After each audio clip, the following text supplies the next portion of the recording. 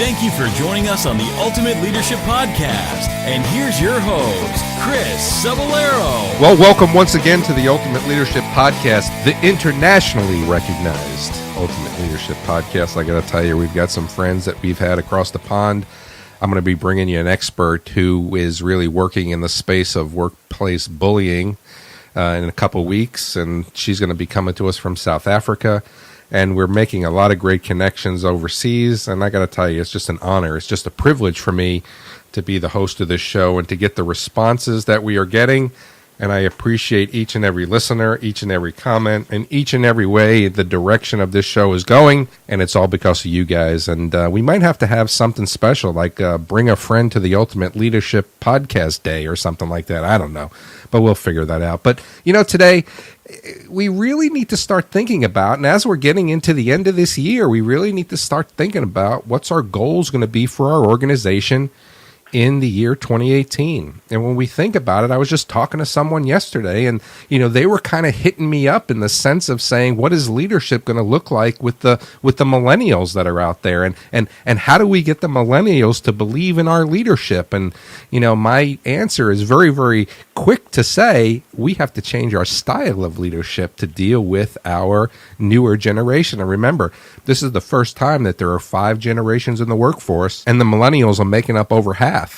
And by the time we get into the 2030s, they're going to be 75% of the workforce. So now, if you're in these leadership positions, we've got to maximize the potential that we have to lead this group. And today I'm excited to bring back one of our resident experts in the field of employee engagement and motivating employees and making sure that you've got the best organization possible. Our good friend Jen Roberts is the president and founder of Difference Consulting.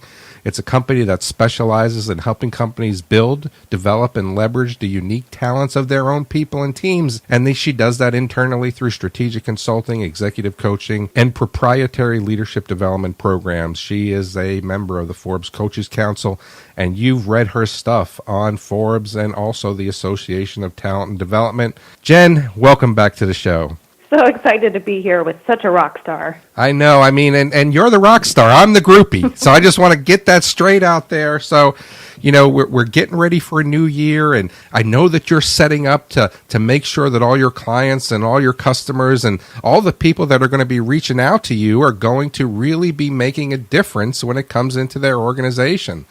And I guess, you know, when we think about, you know, where our organizations are going and how we set up maybe a vision for this for our organizations, I guess the first question I have for you, Jen, is how is the organizational landscape changing, you know, in our present day?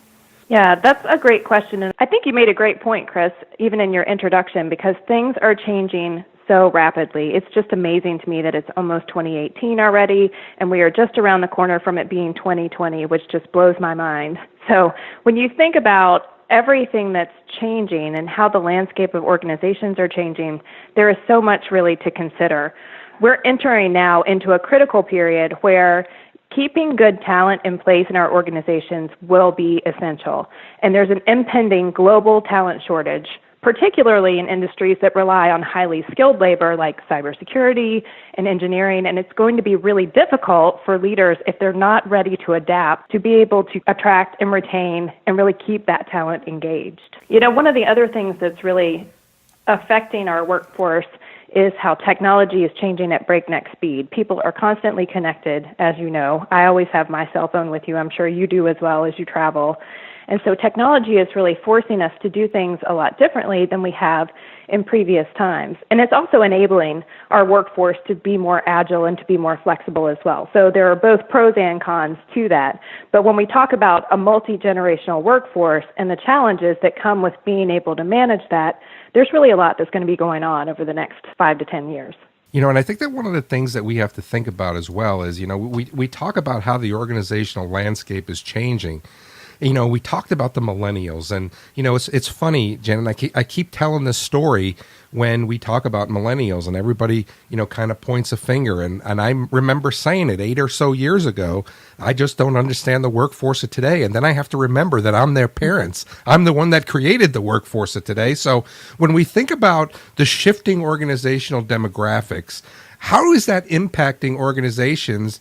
And do we need to be thinking about, I guess, their human capital? Yeah, I mean, we absolutely need to be thinking about it. If companies aren't thinking about this by now, with it being 2018 and entering into this critical period, frankly, they're already behind the curve. So, when we talk about millennial talent, what we're talking about is the largest demographic in the workforce, like you mentioned. Millennial talent is going to comprise about 75% of all workers by 2030, which is only 12 years from now. That's not far off. And millennials aren't straight out of college anymore. These are people who are in their mid-30s. They're entering into middle management at this point, and we really need to be able to leverage their talent and really put them into leadership positions and make sure that they're prepared so that they can help organizations become successful. Yeah, and I think that one of the things we got to talk about, I think we're on a great path here, and maybe for another show, I think we need to talk about the integration of boomers, integration of the Xers that are out there, and integration of the millennials into the leadership space. We're talking about how we lead millennials, but we may need to talk about how to coordinate leadership between those three generations. But I think that's another show. But I think the next question I have for you is, the newer generations, what are they looking for in terms of, maybe the ideal working environments or something that's going to drive engagement and their retention? I mean, so what are we looking at there? Well, I think there are a number of different things that really all generations, but particularly millennial talent, are looking for when it comes to the organizations that they're choosing to be, because they have a lot of choices these days, of course. So I think, when you're talking about what they actually want within that organization, the first thing that they really are looking for is to make sure that they have meaningful work. People in the workplace now want to feel like the work that they're doing is valuable, that they're making a valuable contribution, not only to their company today, but ensuring the success of that company moving forward, and that it's contributing to something even bigger than the organization. So that's the first thing. I think another piece that people are really looking for is a much more positive work environment than I think maybe we've experienced in the past. So we're looking for places that are a lot more flexible, that have a humane work environment, that have open and flexible work schedules, workspaces, so that it can really pull out our best talents and help people be able to reach their full potential. So we're fine working hard, and we also want to make sure that we're being recognized and rewarded for that as well. I think when it comes to growth opportunity, that's another piece. Another critical piece I think that people are looking for these days are management that are going to be really hands-on with them. We're looking for transparent communication, being able to develop in place, and having really trust in our leadership to give us the autonomy to allow us to go and do our best work. So it's a lot of different things are changing in terms of management practices that are kind of going out of style, and managers really need to be extending opportunities for growth and for leadership much earlier than maybe they did traditionally in the past. Jen, I kind of want to go off script here a little bit when we're talking about the millennials, because, again, I had a conversation with someone yesterday, and there's still a misconception out there that this workforce is lazy, that this workforce isn't inspired, that they're not able to be motivated. And just from your research and just from everything that you've done, can you dispel or confirm that rumor for us when it comes to the millennials in the workforce? I would agree that that's definitely a perception that exists, and that's really one of the challenges that I was alluding to in the beginning with managing a multi-generational workforce and having 5 generations. It's really taxing previous leadership mindsets, I think, when it comes to the appropriate ways to approach work. But I don't think that millennials can be categorized as having a poor work ethic. As a matter of fact, I think, that's a generation that's actually willing to work really hard, but they also want to work smart. They want to be able to leverage technology and do things faster and not necessarily follow outdated systems that aren't as efficient as they could be. I think that makes really good sense, and I'm glad that we kind of went there, because I think it kind of segues into my next question. As we think about the organization of tomorrow, what are some of the common business practices that we see today that may be going away that we may not have in the next couple of years? That's a great question. And I think that there are several different pieces that have become stale and outdated. So the first thing that really comes to mind is just the notion of hierarchical leadership, which is totally dead at this point.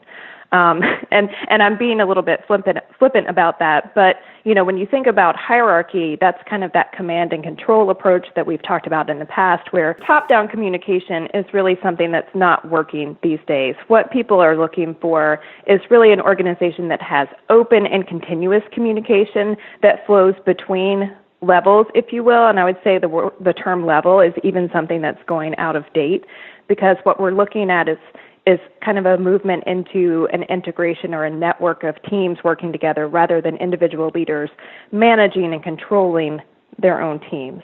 Another thing that is going by the wayside, and thank goodness, is the annual performance evaluation or performance review.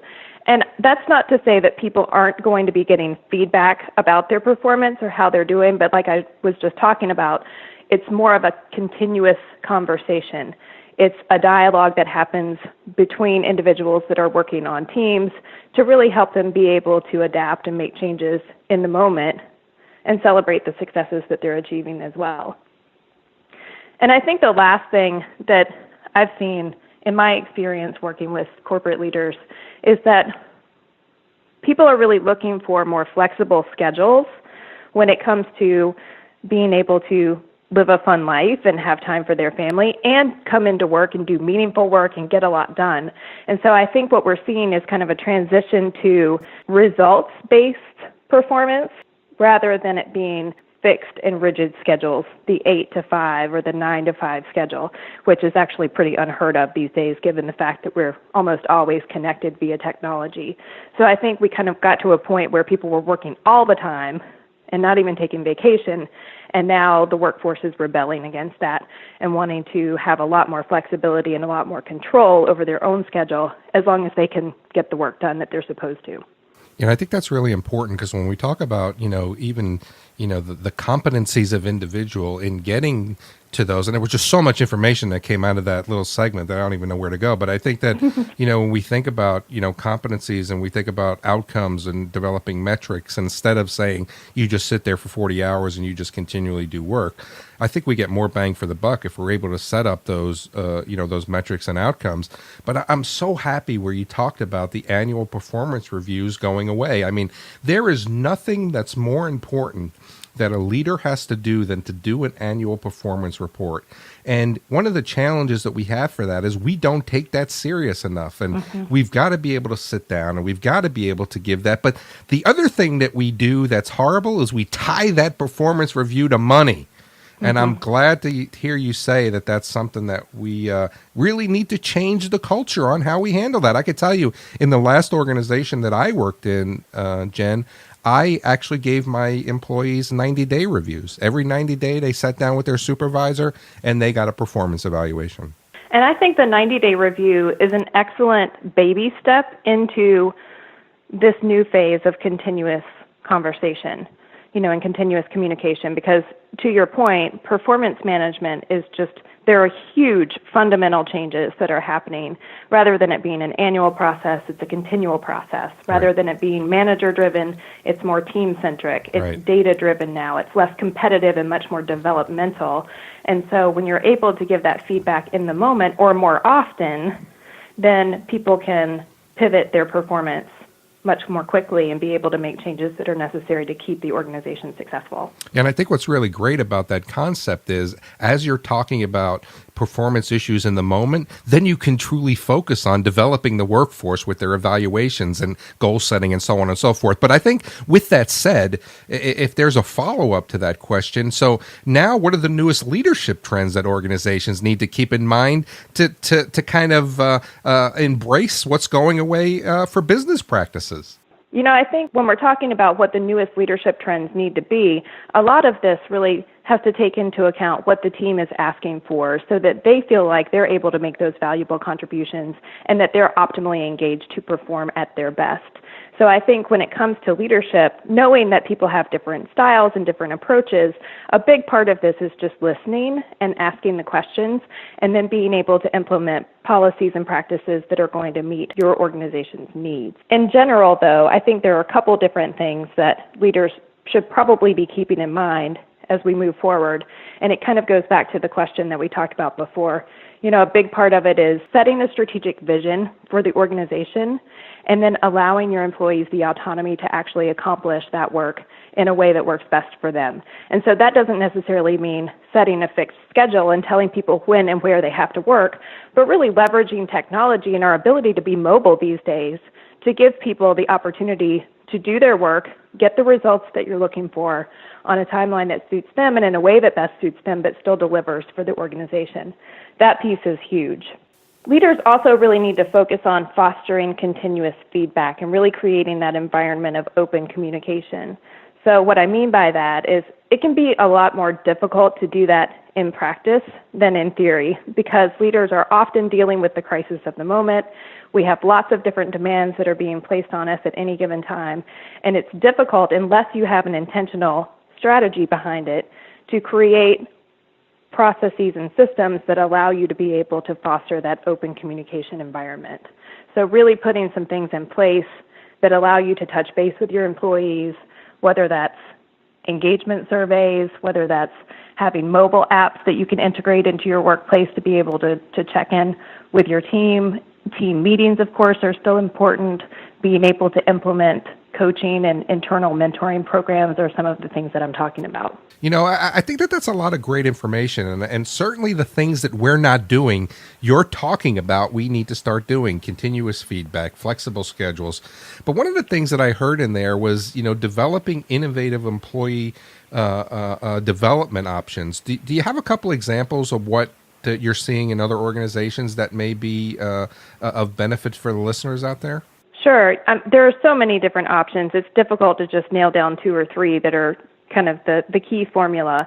I think a big piece of this is just making sure that organizations are investing more in developing leaders much earlier, and particularly for millennial talent. I think one thing that really motivates them is knowing that there are personal and professional development opportunities available to them, that they're being looked at for future opportunities because they like being able to see their career trajectory. They like being able to see what that path looks like and how they're able to contribute meaningfully over the path of that career. So some examples of things that I've seen implemented in progressive organizations are things like, internal mentoring programs or really integrating a coaching practice into the organization. I know we talked in a previous show about the importance of building a coaching culture within the organization.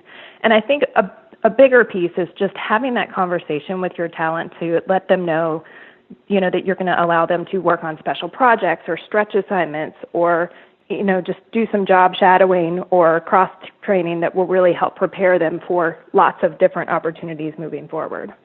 I like that, and I think we really have to kind of stay on top of that. And of course, one of the things to think about is, as you're having this continuous feedback, ask the workforce what they want. What do they want to see to help them develop? So, I think as we get into our last question, how does the management thinking need to evolve to engage now and retain this top talent when it comes to a multi-generational workforce? I mean, I don't know that, I think we're okay of getting people in the door, but I don't know that we're spending a lot of time in re-recruiting these people into our organizations.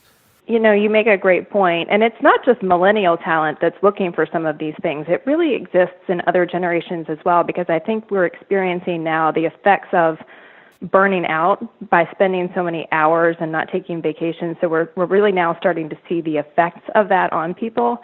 So employees today, though, in this competitive environment, aren't necessarily drawn to companies because of just the salary or the benefits that they offer. That used to be a big draw, but it's not as much anymore. People really want to work for organizations who consider their human needs and really set them up for success. And so, like we were talking about before, that means providing greater flexibility. That means providing inclusion in decision-making that affects them and that autonomy.